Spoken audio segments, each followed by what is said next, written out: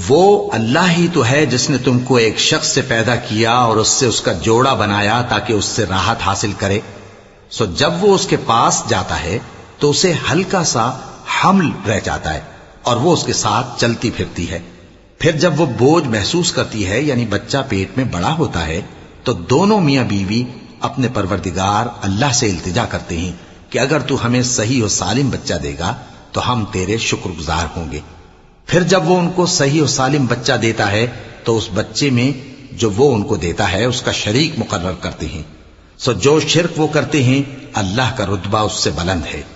क्या वो ऐसों को शरीक बनाते हैं जो कुछ भी पैदा नहीं कर सकते और खुद पैदा किए जाते हैं और न उनकी मदद की ताकत रखते हैं और न अपनी ही मदद कर सकते हैं।